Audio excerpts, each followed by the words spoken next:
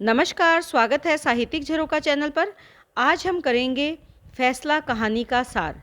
ये मैत्रेयी पुष्पा जी की कहानी है और नारी को समाज में, राजनीति में किस प्रकार सशक्त रूप से अपनी भूमिका निभानी चाहिए, इस ओर संकेत करती है। तो आइए इस कहानी को जानते हैं। सबसे पहले आपको ये पता होना चाहिए कि जो फैसला कहानी है, वो पत्र शैली में रचित कहानी है।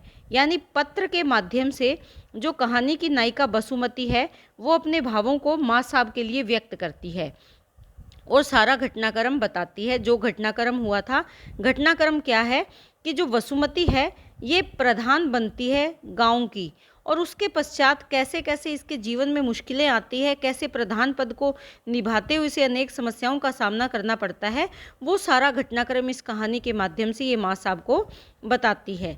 इसमें अगर प्रमुख पात्रों की बात करें तो वसुमती है जो कहानी की नायिका है, रणबीर है जो बसुमती के पति हैं, और ईश्वरिया है जो गांव की एक सशक्त महिला के रूप में उभर कर सामने आती है, और ये गडरियों की बहू है। यानी गडरिया है, गडरिया भेड़ बकरियां चराने वाला, उसकी बहू है। रणबीर ब्लॉक का प्रमुख है और बसुमती गांव के प्रधान पद पर चुनी जाती हैं। जो वसुमती है, ये अपनी सारी व्यथा पत्र के माध्यम से अभिव्यक्त करती है। रणबीर ब्लॉक प्रमुख है, इसीलिए प्रधान पद के लिए चुनाव नहीं लड़ सकता। रणबीर ये निर्णय करता है कि वो अपनी पत्नी को प्रधान पद के लिए चुनाव में उतारेगा। तो जो गांव की स्त्रियां हैं वो वसुमती को वोट देती हैं और वो प्रधान पद के लिए चुनी जाती हैं। गांव की स्त्रियां वसुमती को वोट क्यों देती है?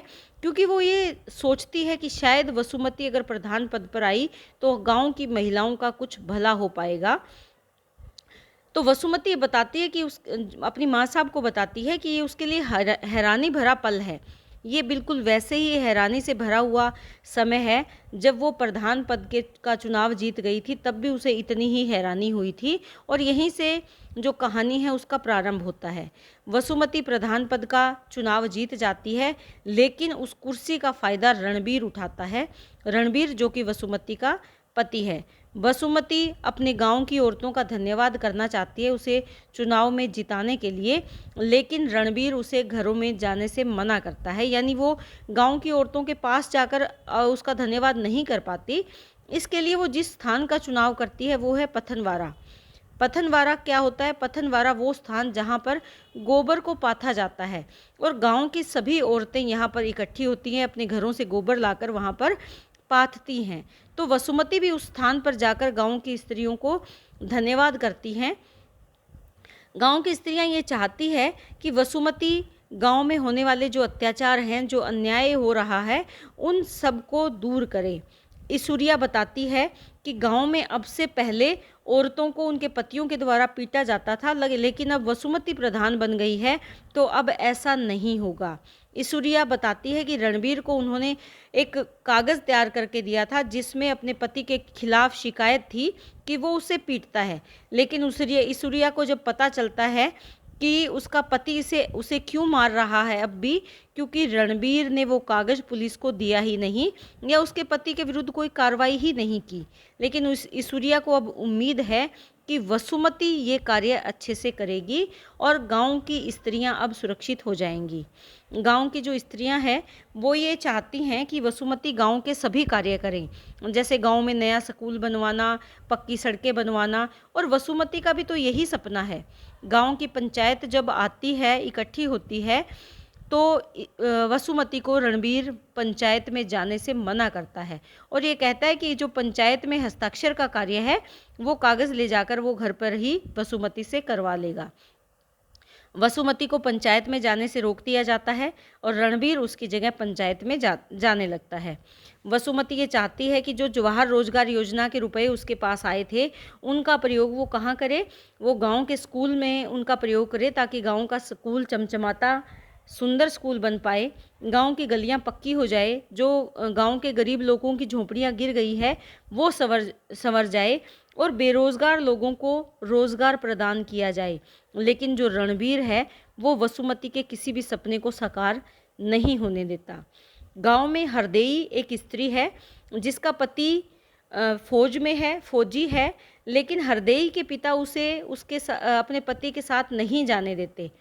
हरदेई की जो माता है वो वसुमती से निवेदन करती है कि वो हरदेई का निर्णय ले और उसे उसके पति के साथ जाने में सहायता करे। लेकिन पिता लालचवश, क्योंकि उसका पति रुपए भेजता है हरदेई को और उससे हरदेई के पिता के घर का खर्च चलता है, तो इसीलिए वो उसका पिता उसे फ़ौज में अपने पति के साथ नहीं जाने देना चाहता। लेकिन वसुमती ये निर्णय लेती है कि हरदेई अपने पिता के साथ जाएगी, पंचायत में अपने पति के साथ फ़ौज में जाएगी, उसके साथ ही जाकर वो रहेगी। लेकिन पंचायत में जाकर ये निर्णय लेना हरदेई के लिए बड़ा भारी पड़ता है, क्योंकि रणबीर इस निर्णय के पक्ष में नहीं था।